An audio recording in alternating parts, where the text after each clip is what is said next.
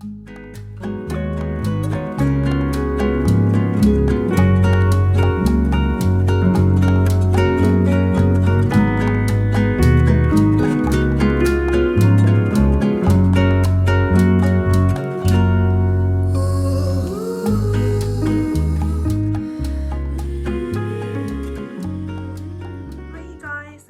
to be back with another Ruby Tuesday design team project. So these were made using Heather's digitals at Ruby&Pearlxo.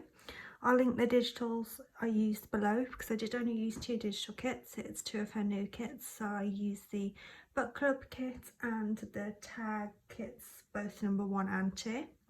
So I guess you could say this is a non-journal related project today, but these tags are removable from this Bunting, so you could make something like this and then use these tags in your journals because they are all removable.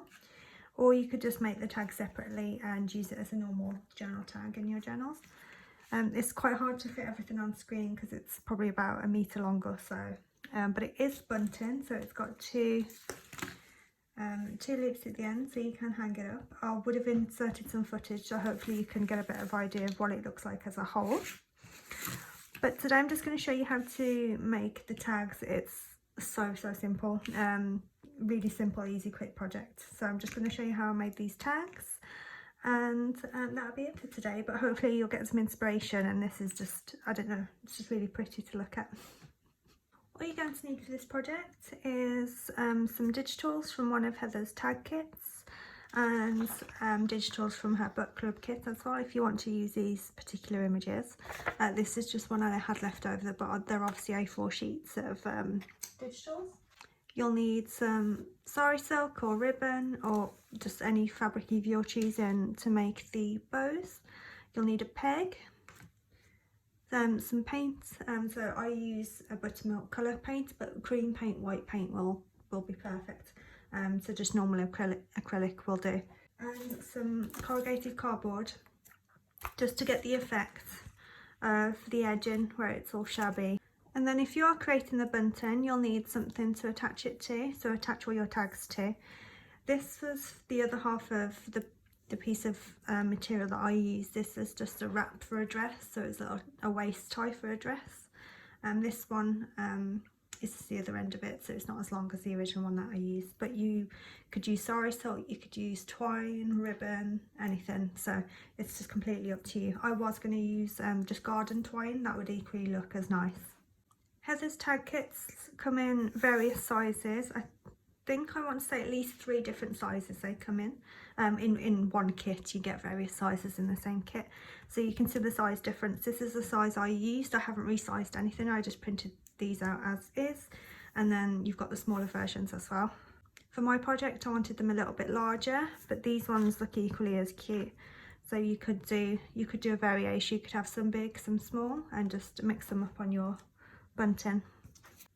Today I'm going to use the same size. I'm going to use one of my larger ones, and you can see how I footy cut them out here. This is the image I'm going to use, this larger one, but I have just footy cut a lot of ladies out, and then it was just easy to kind of like, it's quite therapeutic just to match them up and just see which lady worked with which tag.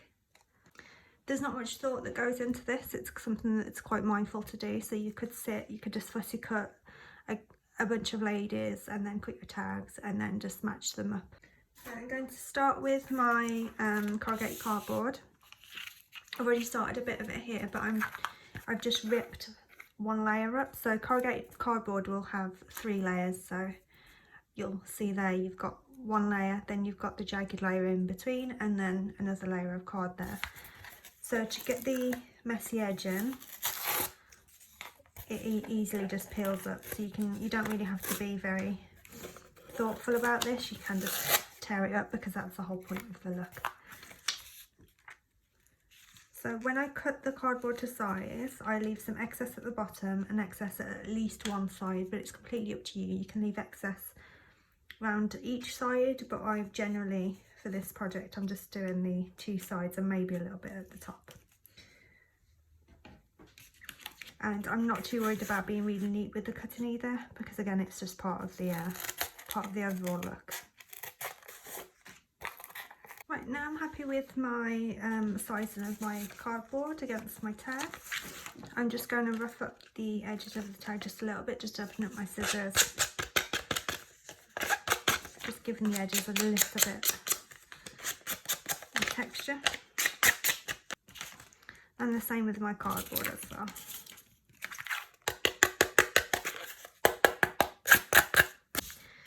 To apply my paint, so this is just acrylic buttermilk colour.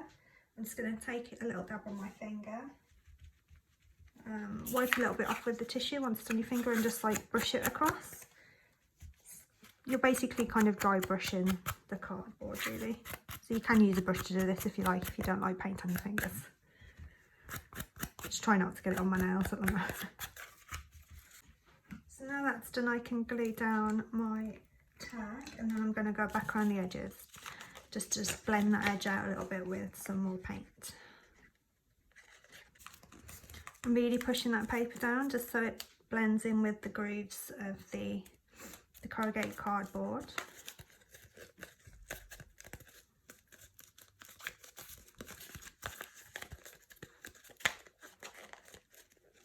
You can see there's a lot of texture now because you've pressed that paper right into the indents, so you can see all the texture that's created at the top. And there you go, it couldn't be easier really, could it? What I did for some of them, I think maybe half of them, I also backed it with lace, just so you had some excess lace around the corner, so I'll do this for this one as well. So I've just cut a piece of lace roughly to size, and then I'm going to trim it down once I've glued it down. So again, just using fabric tack to adhere that to the back. You could equally just cover it with some music sheet paper or book pages or something like that. I've just cut that down roughly, and now I'm just going to use my stitch picker just to kind of loosen it up a little bit.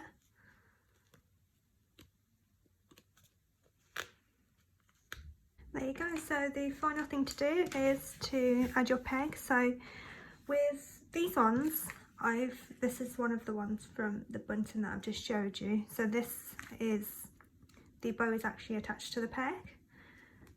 So you could easily, because that's quite a big chunky bow, so you could easily take that off your Bunting and then just put it in a journal. So the person that I'm gifting this to has got the options to kind of use these, or maybe interchange them if she wants to. But yeah, so on others I have attached the bows to the actual tag themselves, but they're a little bit smaller. I consciously made them a little bit smaller, so I'm going to make the bow with you now. Right, forgive me if you guys already know how to tie a bow freehand, but I'm doing my very best to show those of you that don't know how to do this. But it is quite easy once you get used to it. So I just got a length of sari silk. This was just a spare piece, I haven't cut it down. But what I will say is that if you're new to this and you are practicing, give yourself quite a lot of ribbon to work with, and then as you get used to it, you can kind of cut to size before you tie anything. So I've got my length. I'm going to create 2 loops by wrapping it around my index finger. So there's my first one. I'm holding it with my thumb or my middle finger.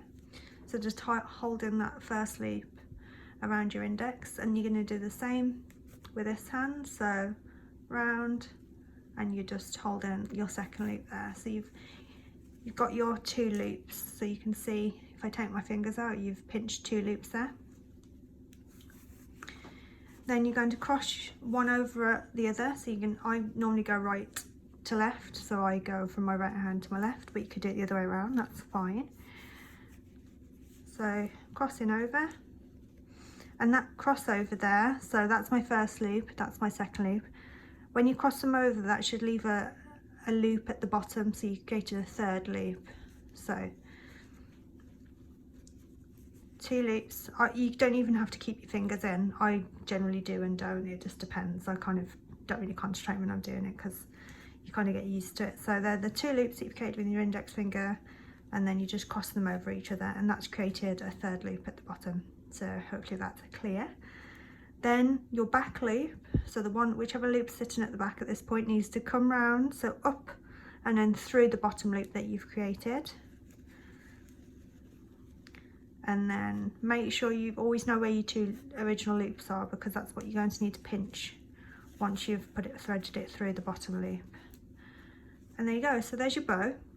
And once you've got your bow, taut enough, you can loosen it, tighten it, you can play with it. You've got a lot of freedom once you've actually made that tuck and pull the first one. So you can resize it now, so by just pulling the two ends, and there you go, there's your bow. And you can really kind of fuss with it as much as you want. I generally fuss with it loads because that's just how I work. But yeah, so there's your freestanding bow. Then once you're happy, just put it taut, and there you go, there's your bow. So I don't know whether I'm going to put this one straight on the tag yet or on the peg. Let's see.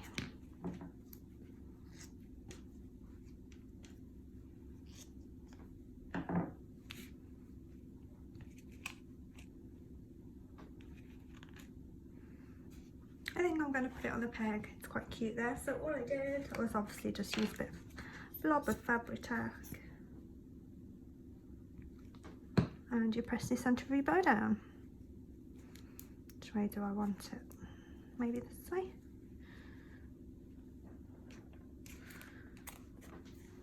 And there you are. Really simple but effective, which is generally my favourite projects because they're just really easy and you can kind of just enjoy yourself making a bunch of these. Right guys, I hope you've enjoyed the project today. Please check out Heather's Digitals, which will be linked below, and I hope you're inspired to make some nice and easy tag yourself. Alright guys, thank you for watching. You take care. Bye bye.